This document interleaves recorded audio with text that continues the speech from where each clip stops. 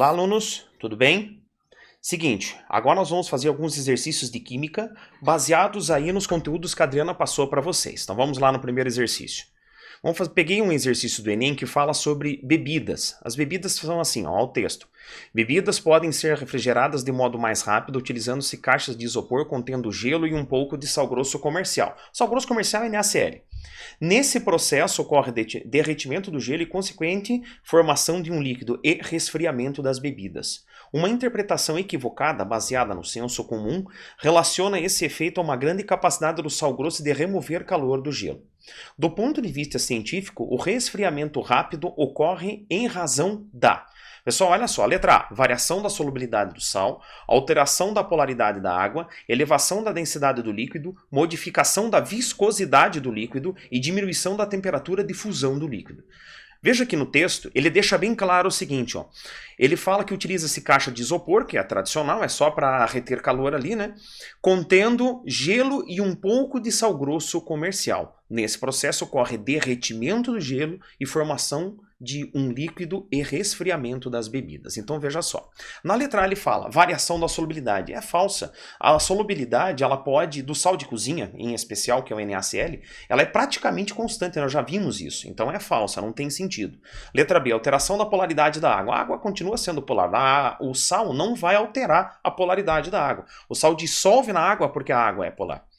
Elevação da densidade do líquido. A densidade, ela aumenta sim, porque é uma mistura. Então aumenta a massa, aumenta a densidade. Mas isso nada tem a ver com a diminuição da temperatura das bebidas. Ou seja, ela vai ficar mais gelada ou vai ficar mais rápido gelada por causa da densidade do líquido? Não tem sentido, não é por causa da densidade. Modificação da viscosidade. Não interfere, não é a viscosidade que vai interferir nessa diminuição da temperatura. Agora olha a letra E. Diminuição da temperatura de fusão do líquido. Aí sim, porque significa o quê? Vamos supor que se o gelo ele derreteria a 0 graus, com a adição de sal, ele derrete a uma temperatura um pouco menor do que 0 graus. Então, por isso, nós temos aí a letra E como verdadeira. Então, digamos, a diminuição da temperatura de fusão ou diminuição da temperatura de congelamento do líquido. Por isso que essa letra E é verdadeira. Veja que as outras, elas não fazem sentido com o texto. O Enem gosta disso, que você leia e interprete os resultados, tá ok? Então, letra E aí é a verdadeira. Veja, o sal comercial NaCl, né? Vamos relembrar alguns detalhezinhos. NaCl, em presença de água, ele produz Na+ e Cl-. Pessoal, observem o seguinte, que 1 mol de sal produz 1 mol de Na+ e 1 mol de Cl-. É o que nós chamamos de partículas. Os efeitos coligativos, eles fazem menção a um número de partículas. Então, 1 mol desse sal gera 2 mols de partículas. Isso é importantíssimo. Veja aqui, ó. 1 mol de NaCl produz 1 mol de Na+ e 1 mol de Cl-. Logo, 2 mols de partículas. Nós vamos fazer um exercício que trata a respeito disso. Enfim, então vamos ver o nosso exercício 2 agora. O exercício 2 diz o seguinte, ó, sob a mesma pressão atmosférica foram analisados volumes iguais das seguintes soluções aquosas, cada uma com concentração apontada na tabela. Ele dá uma solução de C6H12O6, 1 mol por litro, NaCl, meio mol por litro, e CaCl2, meio mol por litro. A respeito do comportamento dessas soluções são realizadas as seguintes afirmações. A solução de glicose é aquela cuja a condução de corrente elétrica será a maior sobre a mesma temperatura. Os pontos de ebulição, na assertiva 2, das soluções salinas são iguais.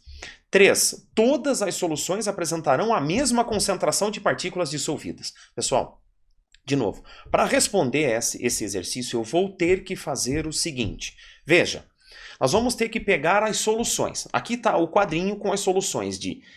Aí é glicose, C6H12O6, 1 mol por litro, NaCl, meio mol por litro e CaCl2, meio mol por litro também. Veja, a glicose, quando dissolve em água, perceba que a glicose sólida se transforma em glicose em solução aquosa.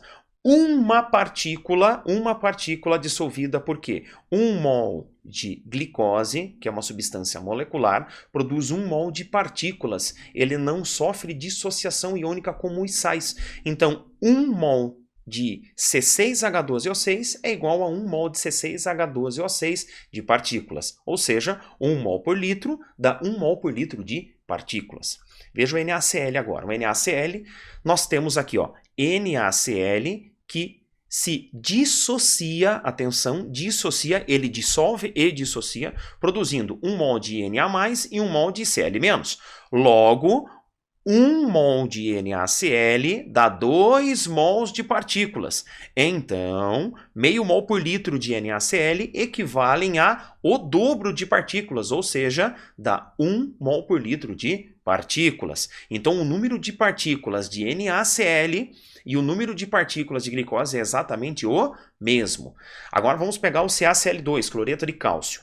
Fazendo a dissociação iônica deste sal, nós temos que para cada 1 mol de CaCl2, nós temos 1 mol de Ca mais 2 e 2 mols de Cl-. Logo, para cada 1 mol de CaCl2, nós temos 3 mols de partículas. O número de partículas é o triplo. Nós temos 1 de Ca mais 2 e nós temos ainda 2 mols de Cl menos 1. Logo, para meio mol por litro de CaCl2, nós temos 1,5, ou seja, 3 vezes mais, mol por litro de partículas. Tá ok? Então o número de partículas é igual para a glicose e cloreto de sódio, embora ele é diferente para CaCl2. Agora vamos ver o seguinte. Agora vamos preencher a tabela da seguinte ideia. Então a solução de glicose, a concentração em mol por litro é igual à concentração de partículas. NaCl nós já vimos que é o dobro, então meio mol por litro equivale a 1 mol por litro de partículas. E CaCl2 nós já vimos que é 3 vezes mais, logo meio mol por litro equivale a 1,5 mol por litro de partículas. Primeira, a solução de glicose é aquela cuja condução de corrente elétrica será a maior sobre a mesma temperatura. Falsa. Quanto maior o número de partículas, maior a condução de corrente elétrica. Então, portanto, não é a glicose, sim o cloreto de cálcio. 2. Os pontos de ebulição das soluções salinas serão iguais, todos iguais, se fossem todas a mesma concentração de partículas. Logo, igual é só a da glicose e do cloreto de sódio. Falso, ele disse que todas são iguais. Então, alternativa falsa. 3. Todas as soluções apresentarão a mesma concentração de partículas dissolvidas. Falsa. Olha só, ele disse a mesma concentração, igual é apenas da glicose e do cloreto de sódio. CaCl2 tem uma concentração diferente. Portanto, todas as alternativas estão erradas. Então, a correta é a letra A. Nenhuma está correta. Tá ok? Vamos fazer mais um exercício. Outro do Enem aqui, ó. Esse exercício do Enem é um exercício que caiu no ano passado. Diz assim, ó. Em regiões desérticas, a obtenção de água potável não pode depender apenas da precipitação. Ele quis dizer chuva.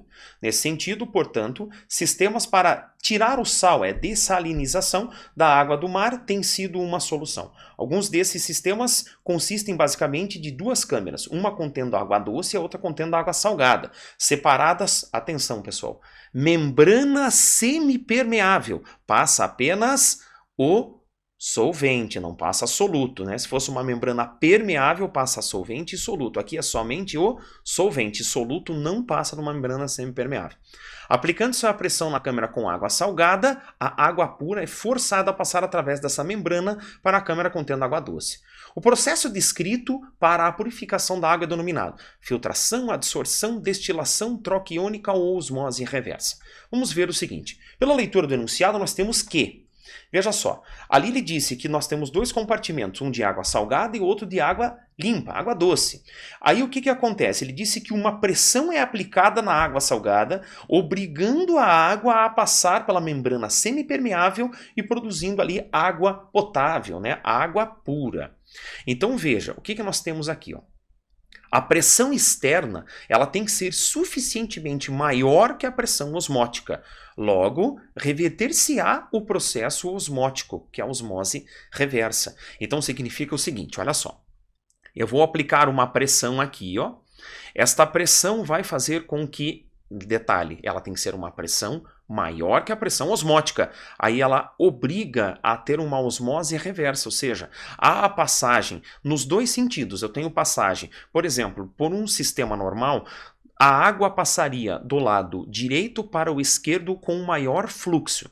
Por quê? Seria uma osmose natural. O que é uma osmose reversa? Eu vou aplicar uma pressão do lado de cá, uma pressão que tem que ser maior que a pressão osmótica, fazendo com que o fluxo, ou melhor, que haja um contrafluxo de solvente, ou seja, a água vai passar pela membrana semipermeável de um meio que é mais concentrado para um menos concentrado.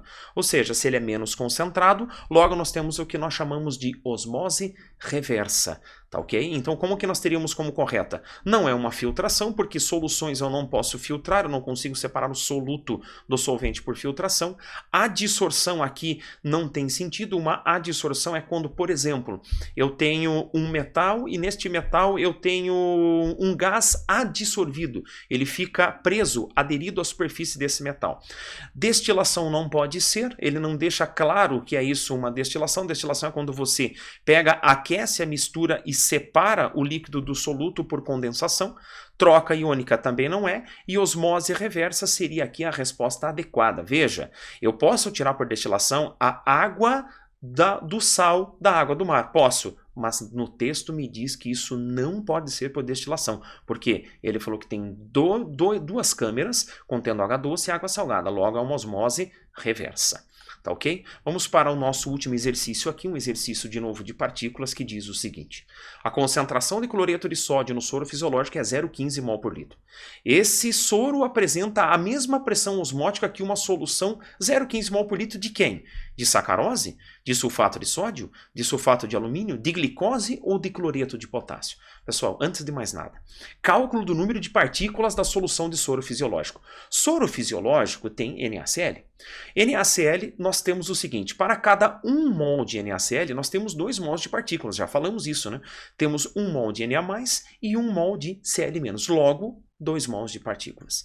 Agora veja, se você pegar 0,15 mol por litro de NaCl, nós temos o dobro de partículas, ou seja, 0,30 mols de partículas. Então, portanto, para uma mesma pressão osmótica, a solução deverá apresentar a mesma concentração de partículas. Então, o que nós vamos fazer agora? Pegar a letra A, sacarose. A sacarose, ele diz o seguinte, 1 mol de sacarose, levando em consideração que ele é uma substância molecular, logo não sofre dissociação, 1 mol de sacarose sólida produz 1 mol de sacarose em solução aquosa. O número de partículas é exatamente igual à concentração inicial. Logo, 0,15 mols por litro, segundo o texto, dá 0,15 mols por litro de partículas. Portanto, falsa, porque eu quero 0,30 mols por litro de partículas, porque tem que ser exatamente igual à concentração de soro fisiológico, lembrando que é a concentração de partículas. O que interessa é o número de partículas. Letra A, falsa. Letra B, sulfato de sódio. Sulfato de sódio é o seguinte, 1 mol de Na2SO4 produz 2 mols de Na+, e 1 mol de SO4 2-. Logo, se você colocar 0,15 mol por litro dessa substância, nós teremos 3 vezes mais partículas, ou seja, nós temos 2 mols de Na+, e mais 1 mol de SO4, logo nós temos 3 mols de partículas. 3 vezes 0,15 é 0,45 mols por litro de partículas, portanto, alternativa falsa. Nós procuramos 0,30 mols por litro de partículas, conforme o soro fisiológico, que é uma solução de NaCl. Letra C. Sulfato de alumínio, Al2SO4 3. Vamos fazer a dissociação. 1 mol de Al2SO4 3 produzirá 2 mols de Al3+, e 3 mols de SO4-2. Logo, nós teremos 5 mols de partículas. Para 0,15 mols por litro, nós teremos 5 vezes mais, logo 0,75 mols por litro de partículas. Alternativa falsa, procuramos 0,30 mols por litro de partículas. Letra D. Na letra D, glicose. 1 mol de glicose produz 1 mol de glicose em solução aquosa, ou seja, 1 mol de glicose e 1 mol de partículas. É uma substância que não sofre dissociação. Ela dissolve, porém não dissocia. 0,15 mols por litro, 0,15 mols por litro de partículas. Portanto, alternativa falsa. Nós procuramos 0,30 mols por litro de partículas. Cloreto de potássio, letra E, tem que ser essa a correta, que é a única que restou. 1 mol de KCl produz 1 mol de K+, e 1 mol de Cl-. Logo, 0,15 mols por litro, nós teremos 0,30 mols por litro de partículas, que é exatamente o valor que procurávamos. Logo, a resposta é cloreto de potássio KCl. A concentração 0,15 mols por litro tem que, para ter a mesma pressão osmótica, tem que ter o mesmo número de partículas. Logo, 0,15 mols por litro de NaCl é 0,30 mols por litro de partículas.